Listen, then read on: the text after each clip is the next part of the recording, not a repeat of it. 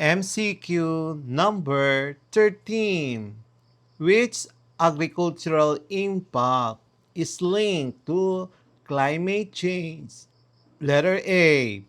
Higher crop yields in all areas. Letter B. Unchanged planting seasons.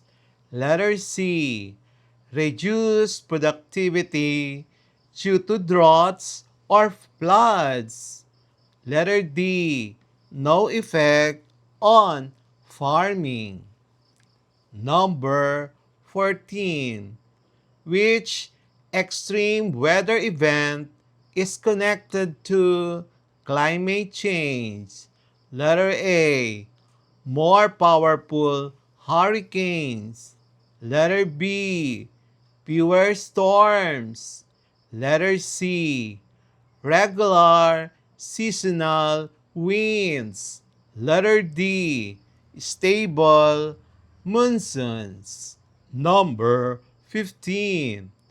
Why is climate change both an international and social issue?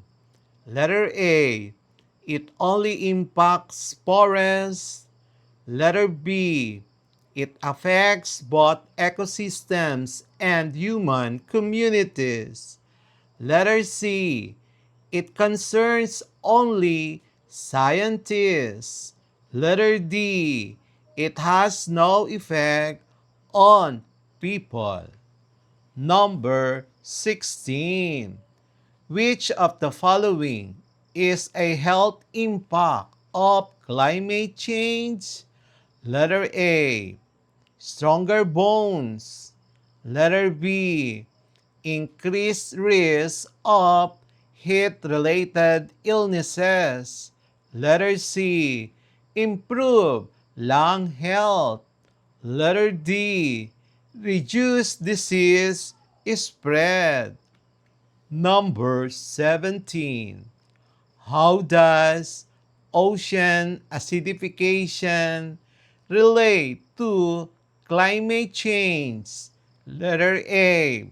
Increased carbon dioxide dissolves into oceans, lowering pH. Letter B. Oceans release oxygen. Letter C. Oceans become more salty. Letter D. Acid rain directly falls into oceans. Number 18. Which agreement is an international effort to fight climate change? Letter A. Paris Agreement. Letter B. NATO Treaty. Letter C. ASEAN Charter. D. Universal Declaration of Human Rights. Number 19.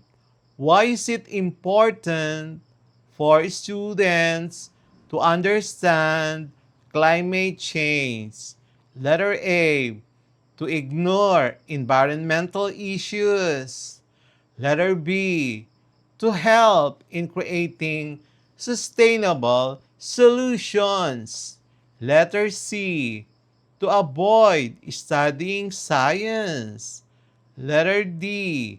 To stop technological development. Number 20.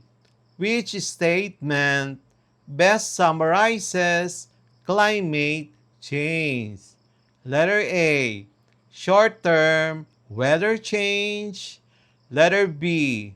Long-term shift in global climate patterns due to natural and human factors. Letter C. Only natural disasters. Letter D.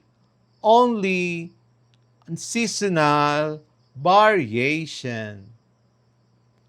Our answer key for quarter 3 Biology Lesson 8: Understanding Climate Change, What It Means, and Why It Matters. Number 1.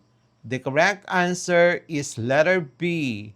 Long-term alteration of temperature and weather patterns. Number 2. The correct answer is letter D. Daily weather forecast. Number 3. The correct answer is letter B. Weather is short term. Climate is long term. Number 4. It's letter C. Burning fossil fuels. Number 5. The correct answer is letter C. Carbon dioxide. Number 6. The correct answer is letter B. Greenhouse effect. Number 7. The correct answer is letter B. Volcanic eruptions. Number 8. The correct answer is letter C. By decreasing carbon absorption. Number 9. The correct answer is letter C. The result from rising global temperatures. Number 10. The correct answer is letter B. Longer droughts and stronger storms. Number 11. The correct answer is letter B. Causing species loss and habitat destruction. Number 12. The correct answer is letter B. By melting ice and expanding warmer seawater. Number 13. The correct answer is letter C. Reduce productivity due to droughts or floods. Number 14. The correct answer is letter A. More powerful hurricanes. Number 15. The correct answer is letter B. It affects both ecosystem and human communities. Number 16. The correct answer is letter B. Increased risk of heat-related illnesses. Number 17. The correct answer is letter A. Increased carbon dioxide dissolves into oceans, lowering pH. Number 18. Letter A. Paris Agreement. Number 19. The answer is letter B. To help in creating sustainable solutions. Number 20. It's letter B. Long-term shift in global climate patterns due to natural and human factors.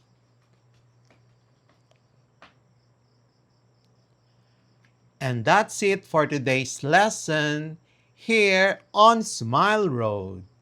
If you learned something new today, don't forget to hit that like button and share this video with your classmates.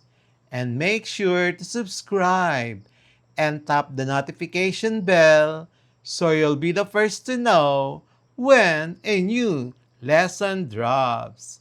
This is Sir M, reminding you that learning doesn't stop after the bell rings.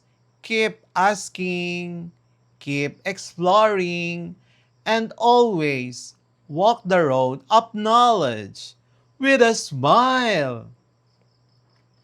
Smile Road, where curiosity meets discovery. See you in our next lesson. Bye-bye.